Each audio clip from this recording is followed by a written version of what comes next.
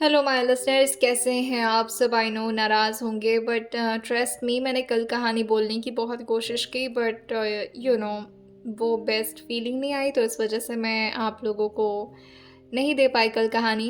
Even आज भी मैंने ट्राई किया है सुबह से बट रिकॉर्डिंग अच्छे से नहीं हो पा रही थी, तो इस वजह से आप लोग के लिए अब तक कहानी नहीं आ पाई, बट अब मैं लेकर आ चुकी हूँ। तो चलिए नाराज़गी को ख़त्म करते हैं आपके और शुरू करते हैं अपनी प्यारी सी कहानी replaced bride of devil professor को। त्रिशा को अविराज इस तरह सामने बिठाकर पढ़ा रहे थे, लेकिन त्रिशा की तो नजरें तक नहीं उठ रही थी। अविराज अगर उससे कुछ सवाल करते तो भी त्रिशा बस अपने चेहरे को यूं ही नीचे झुकाई रहती और काफी धीरे धीरे जवाब देती, क्योंकि उसे तो बहुत शर्म आ रही थी। हाँ, वो बात अलग थी कि अविराज बेशर्म थे त्रिशा की नजरों में, और वो खुद में ही अपने आप से बड़बड़ाए जा रही थी। कैसे कैसे इंसान है, इस तरह मेरे साथ सब कुछ करने के बाद मुझे पढ़ा कैसे रहे? ये नहीं कि यहाँ से चले जाएं। मुझसे नजरें कैसे मिला पा रहे? इनको शर्म नहीं आ रही क्या? बेशरम बेगैरत इंसान। अचानक ही कान्हा ने शायद त्रिशा की बातों को मंजूरी दे दी थी। अंदर ही अंदर तो वो बस यही चाह रही थी, काश चले जाते यहाँ से कम मुझे पढ़ाई तो नहीं करनी पड़ती। नींद आ रही है मुझे। विराज जो इस वक्त अपने हाथ में एक स्टिक लेकर के त्रिशा को पढ़ा रहे थे कि एक बार त्रिशा ने गलती की तो बस स्टिक उसके इस वक्त हाथ पर पड़ती। और वहीं अचानक ही अविराज के फ़ोन पर किसी का नोटिफिकेशन आता है, जिससे अविराज को याद आता है कि उनकी तो मिडनाइट वाली मीटिंग थी जिसे वो पूरी तरह से भूल गए थे। अविराज खड़े होते और त्रिशा के तरफ घूरते हुए कहते हैं, मैं थोड़ी देर में वापस आ रहा हूँ। मेक श्योर ये टॉपिक कंप्लीट हो जाना चाहिए, और इस बार एक्सप्लेन नहीं करूँगा, सिर्फ पूछूंगा। और ये बोल करके अविराज अपने फ़ोन को लेकर के अपने स्टडी में चले गए थे, क्योंकि मीटिंग वो हमेशा अपने ऑफिस में ही करना पसंद करते थे। वहीं त्रिशा जो कि उनकी एक्टिंग करते हुए कहती है, 5 मिनट में टॉपिक तैयार रखना, पूछूंगा करके, एक्सप्लेन नहीं करूंगा, पूछूंगा करके। सोने नहीं देता है, खुद तो उल्लू है, मुझे भी उल्लू समझता है, पार्लियामेंट कहीं के। और ये बोलकर वो अभी अपनी आंखों को जबरदस्ती पकड़े हुए कोशिश कर रही थी कि बुक को देख ले, लेकिन बेचारी कैसे देखती, उसकी आंखों में पूरी तरह से नींद भरी हुई थी। और साथ ही अब और ज्यादा वो खुद को बर्दाश्त न करते हुए और अपनी नींद को भी पूरी तरह से अब अपनी आंखों में लाते हुए धड़ाम से टेबल पर अपने चेहरे को गिरा चुकी थी। उसे चोट तो लगा था, लेकिन इतना ज्यादा आलस आ रहा था कि वो अपने चोट को भी पूरी तरह से इग्नोर करते हुए अपनी आंखें बंद किए हुए मस्त खर्राटे लेना शुरू कर दी थी। उसके दिमाग में इस वक्त एक ही बात चल रही थी, आधी रात में कौन से उल्लियों का पूरा ग्रुप बना रखा है जो सबके सब बैठकर मीटिंग कर रहे हैं? कोई रात में मीटिंग करता है क्या भला? वो अपनी आंखें बंद किए हुए ये सब सोच रही थी, और यही सब सोचते सोचते मैडम जी सो जाती हैं। 1 घंटे बाद अविराज अपनी मीटिंग खत्म करते हुए जैसे कमरे के अंदर एंटर किए थे, अविराज को एक्सपेक्टेशन थी कि त्रिशा कुछ ऐसा ही कर रही होगी। वो आराम से मस्त अपनी नींद में आगोश थे, और अविराज जो अचानक ही आकर के उसके सामने अपने हाथों को टेबल पर मारते हुए, जिससे त्रिशा अपने चेहरे को दूसरी तरफ घुमाते हुए कहती है, आवाज नहीं करो, सो रही हूँ।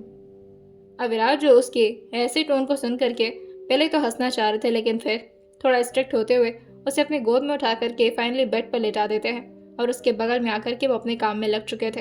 अविराज को तो जैसे नींद से कोई खास लेना देना ही नहीं था, उनका काम ही उनकी सबसे बड़ी प्रायोरिटी होती थी।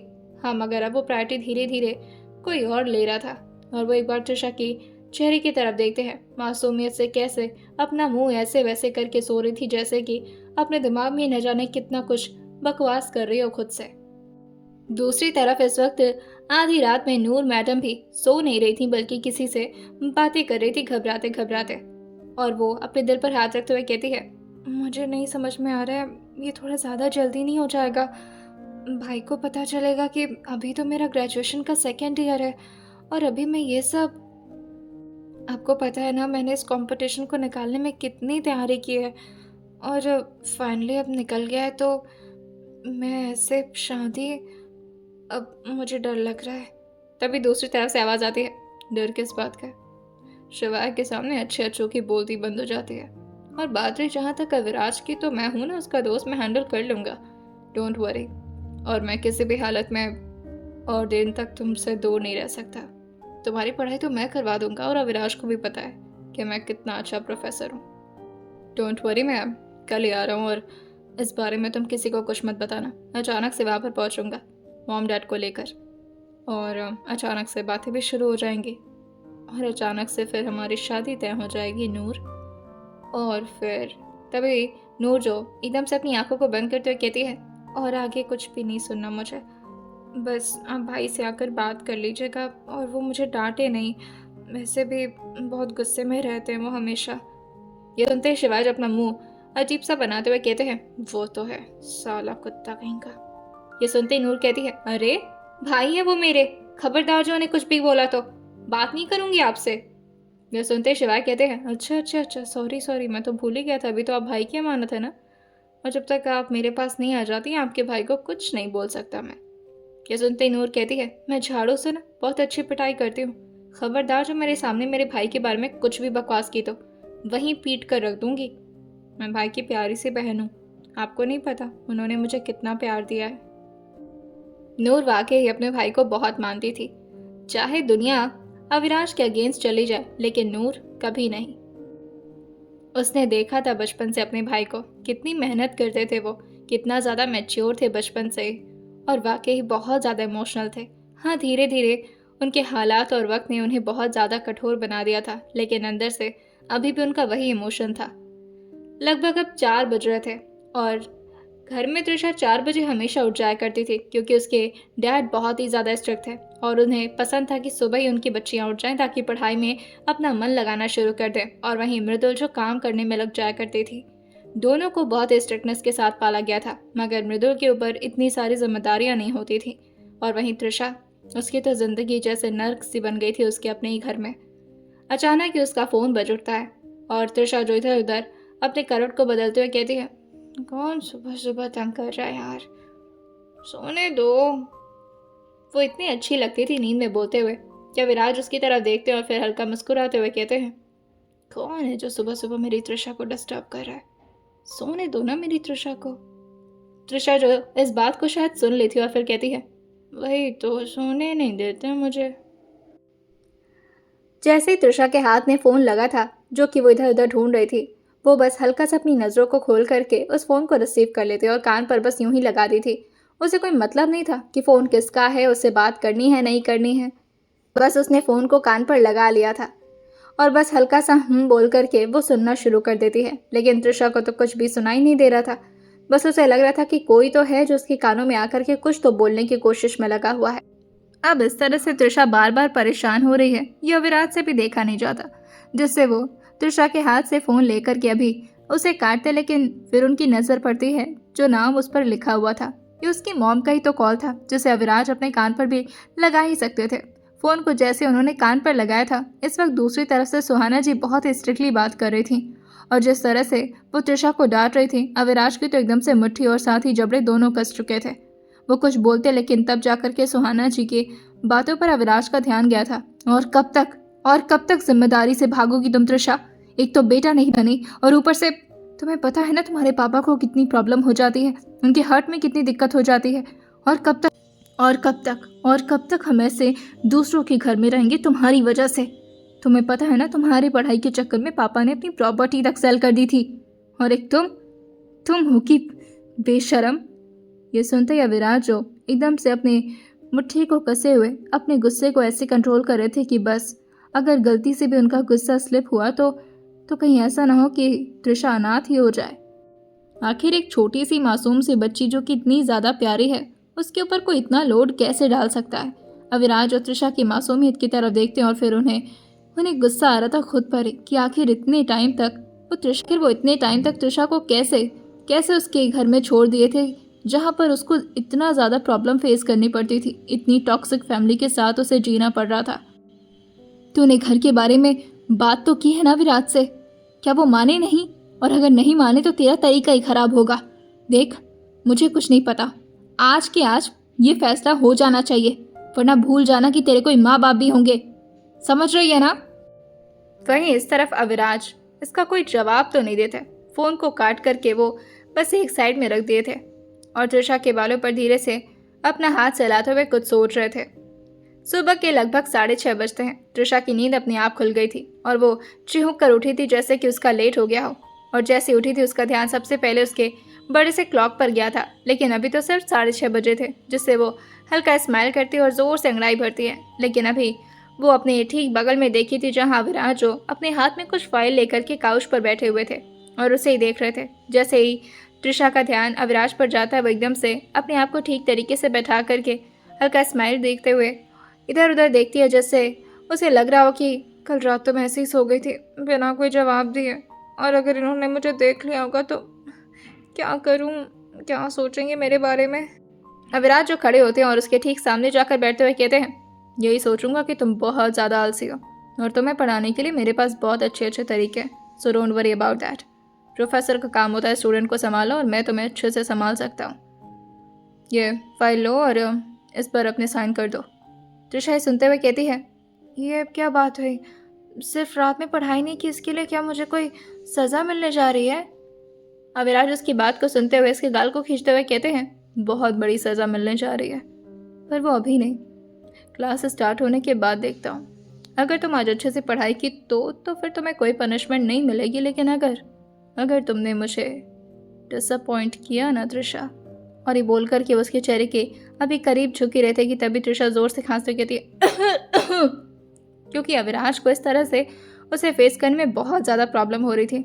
उसका दिल जो कि इतने ज़ोरों से धड़क रहा था, जिससे अविराज भी उससे दूर होते हुए कहते हैं, अच्छा चलो तुम ये फाइल देखो, मैं आता हूँ। और फिर वो अपने कॉल को लेने के लिए अभी बालकनी साइड एरिया में जा चुके थे। त्रिशा देखती है कि ये तो कुछ अजीब से प्रॉपर्टीज़ के पेपर नज़र आ रहे थे, और ये पेपर्स तो त्रिशा के नाम पर प्रॉपर्टी। अविराज, ये सब क्या है। वो एकदम से खड़ी होती और अभी बालकनी साइड एरिया में जैसे ही गई थी, तभी अविराज की कुछ आवाज़ उसे सुनाई देती है, विक्रांत, तुम उस लड़की को बचाने के लिए मुझसे छुपने की कोशिश कर रहे हो, पर तुम्हें अच्छे से पता है कि यह पॉसिबल नहीं है।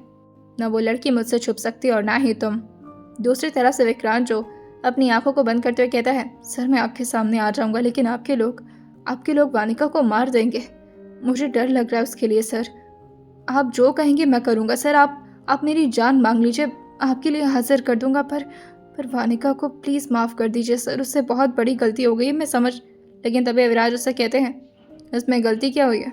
वानिका ने क्या ही बताया होगा त्रिशा को, यही ना कि मैं लड़कियों की स्मगलिंग करता हूँ, तो इसमें कोई खास गलत बात तो नहीं है। ये सुनते ही त्रिशा जो ज़ोर से अपने पेपर को हाथ में लेते हुए कहती है, क्या बोल रहे हैं। तभी दूसरी तरफ से विक्रांत जो कहता है, नहीं सर, मैं खुद आकर के मैम को सब कुछ क्लियर कर दूंगा। अविराज जो हल्का हंसते हुए कहते हैं, कोई ज़रूरत नहीं उसे कुछ भी क्लियर करने की, शी ट्रस्ट मी। मुझे नहीं लगता है कि वानिका की बातों से उसे ज़्यादा अफेक्ट हुआ है। हाँ, कुछ पल के लिए शायद कंफ्यूज हो गई थी बेचारी, लेकिन अभी ठीक है, और मैं नहीं चाहता हूँ कि उसे कुछ भी क्लियर करो तुम। सच जब पता चलना होता है तो पता चल ही जाता है, so don't worry about that. बस तुम वानिका को लेकर के आज मेरे ऑफिस पहुँचोगे। और ये बोलकर अभी वो फ़ोन रखते हुए जैसे ही पीछे मुड़े थे, त्रिशा जो कि जल्दी वैसे तो कोशिश की थी कि वहाँ से भाग निकले और ऐसा प्रिटेंड करे कि उसने तो कुछ भी नहीं सुना है, लेकिन अविराज उसे घूरते हुए कहते हैं, कहाँ भाग रही हो, मुझे पता है कि तुम सुन रही थी, देख लिया था तुम्हारा रिफ्लेक्शन। पढ़ लिए प्रॉपर्टी के पेपर्स। ये सुनते ही त्रिशा कहती है, पर ये सब क्या है और ये सब क्यों है, और आप पहले तो मुझे ये बताइए आप करते क्या हैं। जैसे ही त्रिशा ने यह सवाल किया था अविराज से, अविराज उसका जवाब देते हुए बहुत ही रोमांटिक टोन में कहते हैं, तुम्हें नहीं पता मैं क्या करता हूँ। त्रिशा जो उनकी तरफ अपनी नज़रों को झुका करके घूरते हुए कहती है, क्या करते हैं। अविराज जो उसके चेहरे के थोड़ा करीब झुकते हुए कहते हैं, प्यार करता हूँ तुमसे, इतना काफ़ी नहीं है तुम्हारे लिए, और क्या सुनना चाहती हो मेरे बारे में। त्रिशा ये सुन करके थोड़ा सा ब्लश तो करती है, लेकिन फिर खुद को कंट्रोल करते हुए कहती है, मैं आपके प्रोफेशन के बारे में पूछ रही थी। अविराज उसको प्यार से अपने सीने से लगाते हुए कहते हैं, मेरे प्रोफेशन से वाकिफ़ ना ही हो, यही तुम्हारे लिए बेहतर होगा त्रिशा। खैर ये सब छोड़ो, ये बताओ कि तुम साइन तो करोगी ना।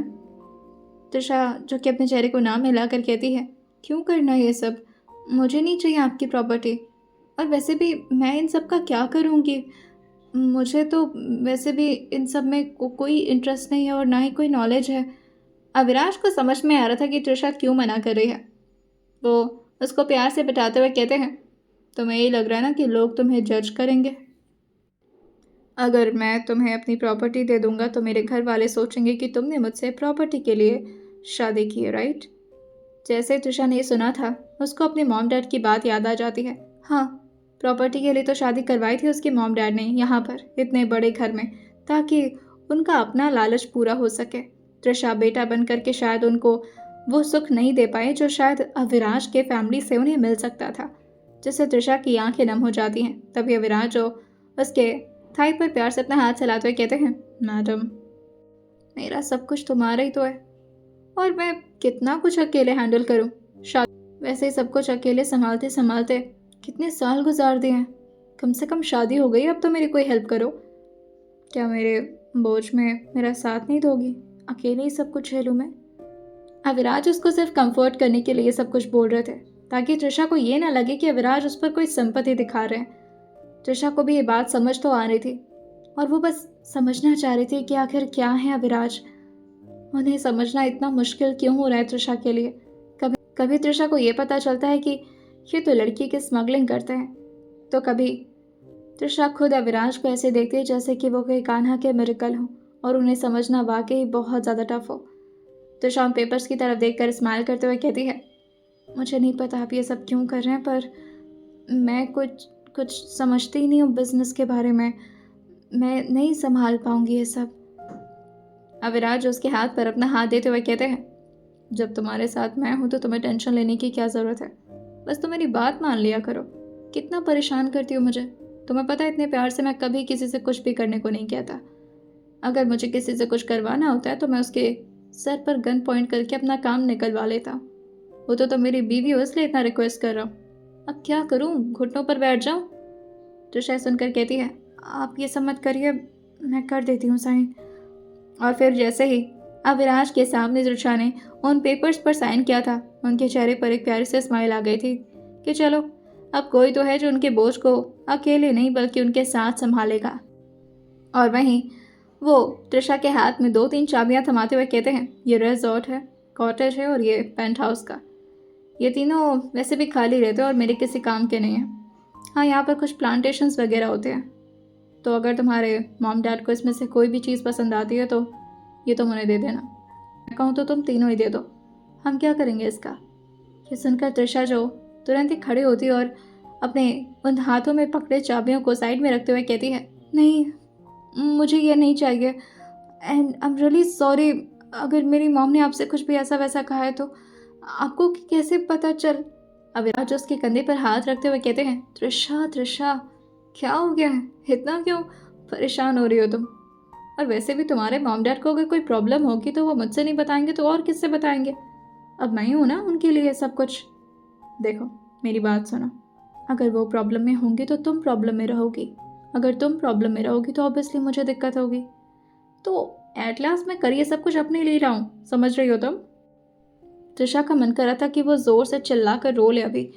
आखिर उसके मॉम डैड ने डायरेक्टली अविराज से कैसे बात कर ली? उसे तो कोई आइडिया नहीं था कि अविराज को इस बारे में पता कैसे चला है। वो एकदम से पीछे काउच पर बैठते हुए कहती है, मुझे माफ़ कर दीजिए, मैं ऐसी नहीं हूँ, मुझे आपसे ये सब नहीं चाहिए, सच में। अविराज उसको समझ रहे थे और साथ ही उसकी प्रॉब्लम को भी। वो उसके कानों को प्यार से अपने हाथों से पहले तो सहलाते और फिर अचानक ही उसके ईयर लोब को अपने दांतों तले हल्का सा बाइट देते हुए कहते हैं, शट अप। और ज़्यादा इमोशनल होकर के रोना धोना शुरू किया ना तो बहुत पिटाई होगी। मुझे तुम रोते हुए अच्छी नहीं लगती। एंड एक काम करता हूँ, मैं दानिश से ये चाबी उनके लिए भिजवा दूंगा। तुम्हें उन लोगों के पास जाने की कोई ज़रूरत नहीं है। आई अंडरस्टैंड कि तुम बहुत ज़्यादा अनकम्फर्टेबल हो जाती हो। तृषा बस चुपचाप अविराज को देख रही थी, और वाकई उसके लिए कोई मिरेकल से कम नहीं था जो भी कुछ उसकी ज़िंदगी में हो रहा था। अविराज इतना ज़्यादा अच्छे कैसे हो सकते हैं उसके साथ सब कुछ इतना अच्छा कैसे हो सकता है? अचानक से उसकी किस्मत ऐसे कैसे पलट सकती है? क्या कान्हा को वाकई उस पर तरस आना शुरू हो गया? या कान्हा वाकई हमेशा से उसके लिए कुछ ऐसा ही प्लान करके रखे थे और ये सब कोई एक्सीडेंटल मैरिज या फिर कोई इंसिडेंट नहीं था, बल्कि ये सब तो उसकी डेस्टिनी थी। खुद को इतना ध्यान से देखता पाकर के अविराज जो अपने बालों पर अपना हाथ फेरते हुए अपने बालों को हल्का सेट करते हुए कहते हैं, आई अंडरस्टैंड कि मैं काफ़ी ज़्यादा चार्मिंग हूँ, पर इसका मतलब ये तो नहीं कि तुम दिन रात मुझे ही देखती रहोगी। तृषा अभी तक तो हल्का हल्का स्माइल लिए हुए अविराज को देख रही थी, लेकिन अब उसका मुंह एकदम से सीरियस बन गया था कि आखिर ये क्या चीप वाली बातें कर रही है। अविराज जो उसकी तरफ थोड़ा खिसकते हुए कहते हैं, कुछ मन कर रहा है क्या करने का? कहो तो किस कर लूँ? मुझे लग रहा है तुम्हें मुझ पर बहुत प्यार आ रहा है। तभी त्रिशा हल्का पीछे होते हुए कहती है, नहीं नहीं तो मुझे कोई प्यार व्यार नहीं आ रहा, मैं नहा कर आती हूँ। जैसे अभी त्रिशा खड़ी हुई थी काउच से अपने वार्डरोब की तरफ जाने के लिए, तभी पीछे से अविराज उसको रोकते हुए कहते हैं, अगर तुम्हारा थैंक्स बोलने का मन कर रहा होगा तो तुम मुझे किस कर सकती हो, मतलब मुझे कोई ख़ास दिक्कत नहीं है इससे, और शायद मैं तुम्हारा थैंक्स भी एक्सेप्ट कर लूँगा, लेकिन मुझ पर तरस खाकर मुझे किस मत करना, क्योंकि मैं कोई ऐसा तड़प नहीं रहा हूँ तुम्हारे किस के लिए आए। तुम चाहो तो। तभी त्रिशा पीछे मुड़ते हुए कहती है, आपके सामने तो लोग हक लाना शुरू कर देते हैं, आप मेरे सामने इस तरह से कैसे बात कर रहे हैं? और आप तो लोगों से अपना काम निकलवा ही लेते हैं ना गन पॉइंट पर, तो ऐसे ही मेरे साथ भी करिए। अविराज जो अपने चेहरे को हल्का नीचे झुकाते हुए कहते हैं, नहीं तुम बुद्धू हो क्या? केस कोई गन पॉइंट पर करवाता है? वो तो बस ये कह रहा था कि तुम्हारा अगर मन करे तो। अविराज को पहली बार त्रिशा ने ऐसे देखा था। अविराज का चेहरा पहली बार नीचे था और त्रिशा उनकी तरफ हल्का झुकी हुई थी और बहुत ही ध्यान से उन्हें देख रही थी, जिससे शायद उनका चेहरा हल्का हल्का लाल पड़ रहा था। और त्रिशा जो उनके माथे पर धीरे से अपना हाथ रखते हुए कहती है, उप्स, आपका तो टेम्परेचर बहुत तेज़ बढ़ रहा है। और फिर वो अपने हाथ को ले जा कर के अविराज के दिल पर रखते हुए कहती है, आपका तो दिल भी बहुत ज़ोर से धड़क रहा है, आप ठीक तो है ना प्रोफेसर? अविराज अपनी धूप अटकते हैं और फिर धीरे से त्रिशा की तरफ अपनी नज़रों को उठाकर देखते हुए कहते हैं, तुम मेरी हालत बिगाड़ रही हो, अपना पेशेंट मत बनाओ मुझे। वरना खड़े होते हुए कहती है, मैं आती हूँ तैयार होकर, उसके बाद ब्रेकफास्ट भी करना है और उसके बाद क्लास भी तो है ना आज ऑनलाइन। और ये बोलकर वो हल्का स्माइल करते हुए अब बाथरूम की तरफ जा चुकी थी। थोड़ी देर बाद वो लोग अब डाइनिंग टेबल के पास बैठे हुए थे। वहीं त्रिशा जो कि अभी जैसे ही अपने हाथ को उठा करके सामने के ब्रेकफास्ट को करना शुरू ही करती, लेकिन तभी अचानक ही उसका राइट हैंड जो कि किसी के हाथों में जा कर के पूरी तरह से बंध चुका था, जिससे वो अपने हाथों को बहुत मुश्किल से कसमसाते हुए छुड़ाने की कोशिश करती और लगातार अविराज की तरफ ही घूरे जा रही थी।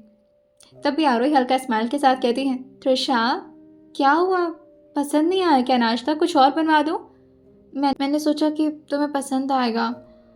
अच्छा तुम एक काम करो, मैं तुम्हारे लिए कुछ और बनवा देती हूँ। तभी त्रिशा कहती है, नहीं नहीं, अब मुझे तो पसंद है आलू के पराठे, वो क्या है ना कि अब वो मैं खा नहीं।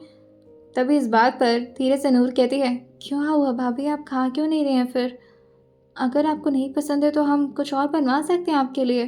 तभी वो कहता है, मैं कुछ बना कर लाऊँ क्या? अच्छी कुकिंग करता हूँ। यह सुनते ही नूर जो उसको घूरते हुए कहती है, हाँ तभी तो पिछली बार कुकर ब्लास्ट कर दिया था। तभी वीर हंसते हुए कहता है, और पूरी कढ़ाई उड़ा दी थी महाराज ने, कुकिंग अच्छी करता है, तू किचन में घुसा ही मत कर, तबाही है तू तबाही। अर्चना जी थोड़ा मैच्योर थी और इस वक्त त्रिशा के थोड़े ही दूर पर बैठी थी, मगर सामने के साइड में, जिसे वो त्रिशा के ऐसे एक्सप्रेशन को देखकर कहती हैं, बेटा कोई परेशानी है क्या, खा क्यों नहीं रही हो? अविनाश जो त्रिशा की तरफ देखते हुए कहते हैं, हाँ त्रिशा खा क्यों नहीं रही हो, खाओ। तभी वीर हल्का खांसते हुए कहता है, मुझे ऐसा क्यों लग रहा है कि भाभी को अपने हाथ से खाने का मन नहीं कर रहा, भाई आप खिला दीजिए ना।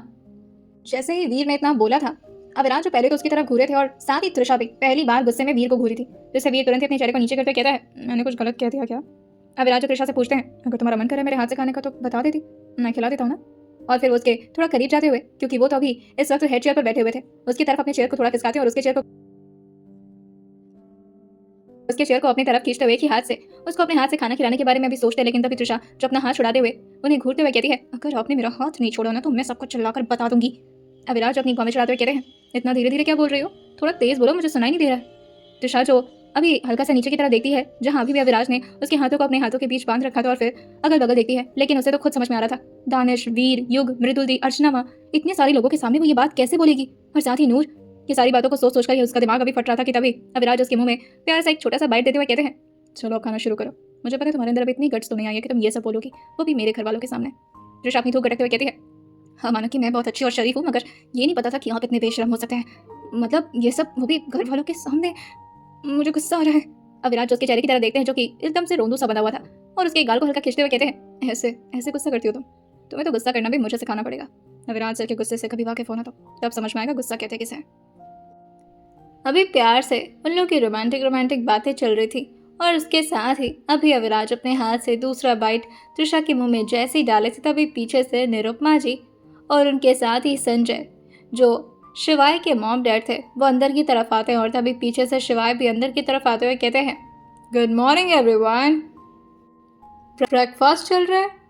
शिवाय की आवाज़ अविराज को पहचानने में वक्त थोड़ी ना लगता था। वो उसकी तरफ घूरते हैं और फिर काफ़ी गुस्से में अपनी दांत पीसते हुए कहते हैं, नहीं, मुजरा चल रहा है यहाँ पर, आ तमाशा देख तू भी, यहाँ क्या कर रहा है।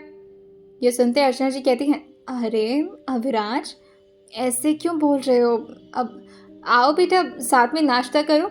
शिवाय तुरंत ही नूर के बगल में जाकर बैठा था और साथ ही निरुपमा जी आकर के अर्चना जी के साथ वहीं वो लोग अब हॉल एरिया में जा चुके थे जहां संजय, निरुपमा और अर्चना जी थी और साथ ही अब मृदुल भी उनके साथ ही जा चुकी थी क्योंकि उन लोग का नाश्ता हो चुका था। वहीं शिवाय जो नूर के ठीक बगल में जाकर के जैसे ही बैठे थे, नूर का भी हाथ इस वक्त शिवाय के हाथों से बन चुका था और उसकी तरफ ध्यान से स्माइल करते हुए देखकर कहते हैं, दिन तक अपने इन प्यारे प्यारे छोटे छोटे हाथों से नाश्ता करोगी, कभी ये चांद समय भी दो। अब शिवाय ने जैसे ही अपनी बातें खत्म की थी, अविराज जो त्रिशा के हाथ को तो छोड़ चुके थे और अपने दूसरे हाथ से शिवाय के ठीक कंधे पर टैप करते हुए कहते हैं, यहीं पर बैठा हूँ मैं, इतनी हिम्मत हो गई है, उसका हाथ काफ़ी है, वो खुद अपने हाथ से खाना खा सकती है, तो निकल इधर से। शिवाय जो अविराज की तरफ देखते हैं और फिर त्रिशा की तरफ, और जैसे वो दोनों एक दूसरे के आमने सामने बैठे हुए थे वो स्माइल करते हुए कहते हैं, तो फिर आप अपने हाथ से त्रिशा को खाना क्यों खिला रहे? क्या आप त्रिशा, तुमने मेहंदी लगाई है, दिखाना अपना हाथ। त्रिशा जो अभी जैसे अपना दूसरा हाथ उठा पाती जिससे अभी वो खाना खाती है, लेकिन अविराज उसके हाथों को अपने हाथों में फिर से बांधते हुए कहते हैं, उसका हाथ बिजी है मेरे हाथों के साथ, कोई प्रॉब्लम है? शिवाय भी अपना हाथ नूर के साथ उठाते हुए कहते हैं, तो आपकी बहन का भी हाथ मेरे हाथों में बिजी है, अगर आपको कोई एतराज़ ना हो तो मैं अपने हाथों से खाना खिला दूँ उसे। अविराज उसे घूरते हुए कहते हैं, मुझे एतराज़ है इससे, हाथ छोड़ उसका।